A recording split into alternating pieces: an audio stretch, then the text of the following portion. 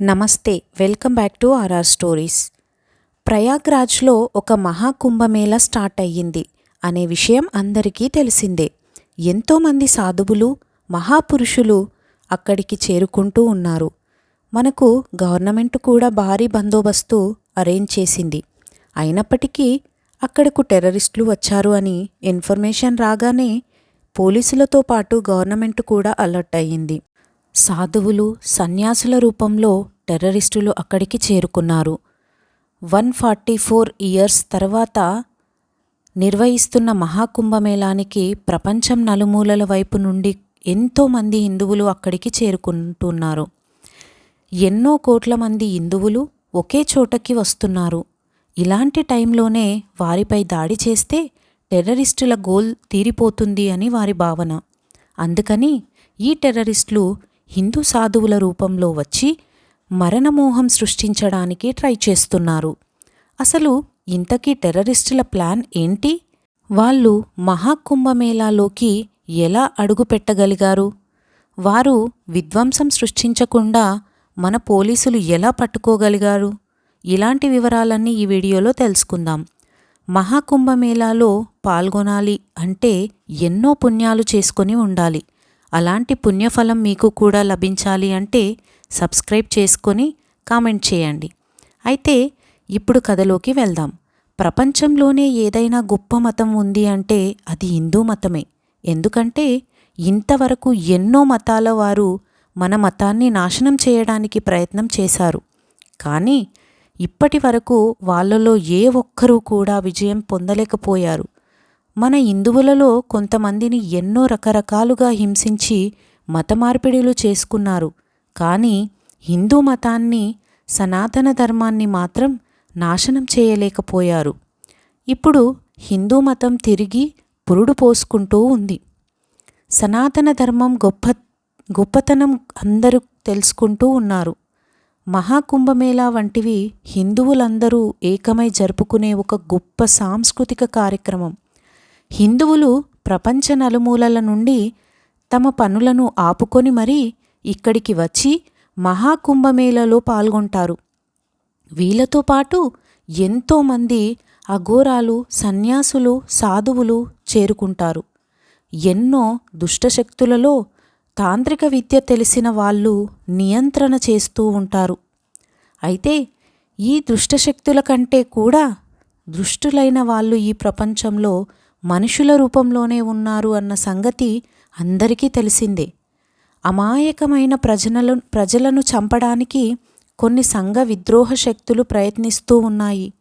వాళ్లకు ఇక్కడ ఉండే స్వార్థపరులే సహాయం చేస్తూ ఉన్నారు. అలాంటిదే మహాకుంభమేళాలో ఒక సంఘటన జరిగింది. 3 యువకులు సాధువులలాగా వేషాలు వేసుకున్నారు. ఒంటి నిండా బూడిద, నారింజ కలరు బట్టలు, అట్టలు కట్టిన జుట్టు వేసుకొని చూడడానికి గొప్ప సాధువు, మహాత్ముల్లాగా అనిపించారు. వారిని చూసిన వెంటనే జనాలందరూ దండాలు పెట్టుకొని పక్కకు జరుగుతూ ఉన్నారు. పాపం ఆ జనాలకి ఆ సాధువుల నిజస్వరూపం ఏంటో తెలియదు కదా. ఆ అమాయకపు జనాలను చంపడానికి వచ్చిన నరరూప రాక్షసులు అని తెలియని జనాలు దండాలు పెడుతూ ఉన్నారు. కానీ పోలీసులకు మాత్రం ఎవరో ఇన్ఫర్మేషన్ అందించారు. యూపీ ప్రభుత్వం ప్రయాగ్రాజ్లో జరుగుతున్న మహాకుంభమేళా సెక్యూరిటీని చాలా సీరియస్గా తీసుకుంది. అడుగడుగున డ్రోన్లతో ఒక టేక కన్ను వేసి అందరినీ గమనిస్తూ ఉంది. లక్షలాది సంఖ్యలో పోలీసులు కూడా అడుగడుగున అందరినీ అనుమానంగా చూస్తూనే మనకు కనిపిస్తూ ఉంటారు. అమాయకమైన భక్తులకు ప్రాణాలను కాపాడడం మాత్రమే పోలీసుల కర్తవ్యం. అందుకు వారు పగలు రాత్రి ఏకం చేసి పహారా కాస్తూ ఉన్నారు. ఇలాంటి పోలీసులలోనే రామ్ సింగ్ అనే ఒక ఆఫీసర్ కూడా ఉన్నాడు. ఆయన ఇప్పటి వరకు ఎన్నో కుంభమేళాలను చూశారు. పెద్ద పెద్ద నేరస్తులను కూడా రెడ్ హ్యాండెడ్గా పట్టుకున్నారు. సాధువు వేషంలో ఉన్న టెర్రరిస్టులను కూడా ఆయన సులువుగానే పట్టుకోగలరు.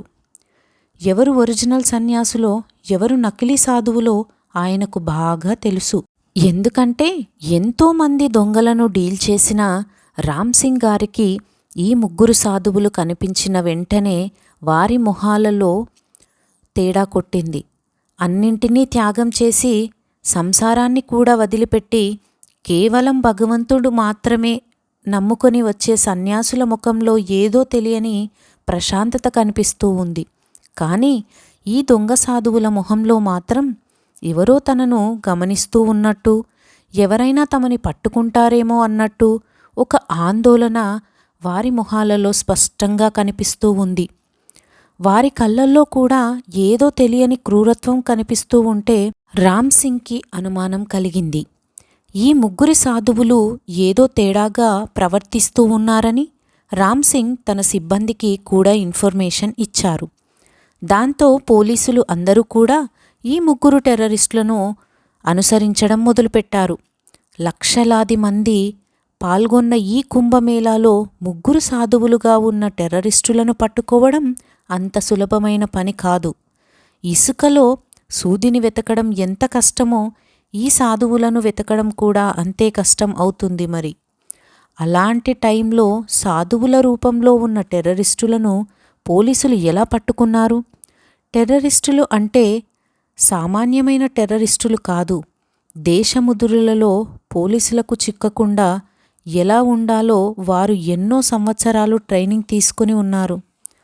అలాంటి వాళ్లను పోలీసులు పట్టుకోవడం చాలా కష్టం. అందుకనే ఆ టెర్రరిస్టులను పట్టుకోవడానికి పోలీసులు ఒక వల వేశారు. మహాకుంభమేళలో ప్రతి చోట మనకు సీసీటీవీలు కనిపిస్తూనే ఉంటాయి. అయితే పోలీసులు వాటిని గమనించడం మొదలుపెట్టారు. ఇలా చేయడం వల్ల టెర్రరిస్టుల కదలికలు మీద ఒక కన్ను వేసినట్టు అవుతుంది. ఎక్కువగా మహాకుంభమేళాలో ఎక్కువ మంది నదీ ఒడ్డున స్నానం చేస్తూ ఉంటారు.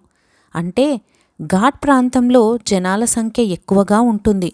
గుంపులు గుంపులుగా జనాలు ఉండడం వల్ల అటువంటి ప్లేస్లో బాంబ్ని ఇన్స్టాల్ చేస్తే ఎక్కువ మందిని చంపడానికి వీలుగా ఉంటుందని టెర్రరిస్టులు ప్లాన్ చేశారు. అంతేకాకుండా ఆ బాంబును బ్లాస్ట్ చేయడానికి రిమోట్ కంట్రోల్ సిస్టమ్ కూడా ఉంది.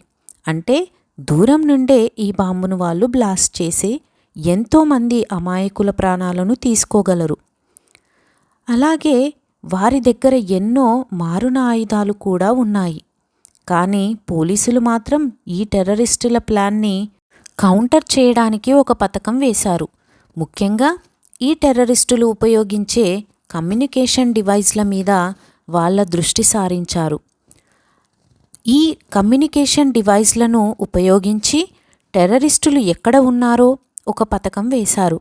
అందుకనే కొన్ని గంటల్లోనే పోలీసులకు ఆ టెర్రరిస్టుల గురించి ఇన్ఫర్మేషన్ తెలిసింది. ఆ ఇన్ఫర్మేషన్ దొరికిన వెంటనే రామ్ సింగ్ ఆ ముగ్గురు సాధువులను ఒక నిర్మానుష ప్రాంతంలో అడ్డంగా పట్టుకున్నాడు. ఆ ముగ్గురు సాధువులను ఆ రామ్ సింగ్ అనుమానంగా చూస్తూ, మీరు ఎక్కడ నుండి వస్తున్నారు? మీ పేరేంటి?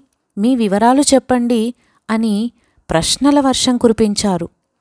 అయితే ఆ ముగ్గురు సాధువులు రామ్ సింగ్ని చూసి ఎంతగానో కంగారు పడ్డారు. వాళ్ళు సమాధానాలు చెబుతున్నప్పుడు కూడా తడబడుతూ ఉండడం రామ్ సింగ్ గమనిస్తూనే ఉన్నాడు. దాంతో సాధువులు కాదు, వీళ్ళు సాధువుల రూపంలో ఉన్న టెర్రరిస్టులు అన్న విషయం రామ్ సింగ్కి అర్థమయ్యింది. వెంటనే రామ్ సింగ్ తన అనుచరులను అలర్ట్ చేశాడు. అందరూ కలిసి ఆ ముగ్గురు సాధువులను కస్టడీలోకి తీసుకున్నారు. సాధువుల దగ్గర పోలీసులకు కొన్ని ఆయుధాలు, బాంబులు కూడా దొరికాయి. అయితే ఆ టెర్రరిస్టులు మహాముదుర్లు. వారు పోలీసుల మీద దాడి చేయడం మొదలుపెట్టారు. దాంతో కోపం వచ్చిన పోలీసులు వాళ్ళని ఎన్కౌంటర్ చేయక తప్పలేదు. ఆ ముగ్గురు టెర్రరిస్టులు పోలీసుల చేతుల్లో అక్కడికక్కడే మరణించారు. ఒక రకంగా పోలీసులు గ్రాండ్ సక్సెస్ని సొంతం చేసుకున్నారని చెప్పవచ్చు. లేదంటే ఈ టెర్రరిస్టుల కారణంగా లక్షలాది మంది అమాయకుల ప్రాణాలు పోయేవి. భారతీయ పోలీసులు ఎంత తెలివైన వాళ్ళు అనేది ఈ సంఘటన ద్వారా తెలుస్తూ ఉంది. ధైర్య సాహసం మనతో ఉంటే ఎలాంటి ప్రమాదాన్ని అయినా ఎదుర్కోవచ్చు ఈ ఇన్సిడెంట్ మనకు తెలుపుతూ ఉంది. దృఢ సంకల్పంతో పాటు కర్తవ్యాన్ని నిర్వర్తించిన మన ఇండియన్ పోలీస్కి సెల్యూట్ చేస్తూ కామెంట్ సెక్షన్లో జై హింద్ అని మీ దేశభక్తిని చాటుకోండి.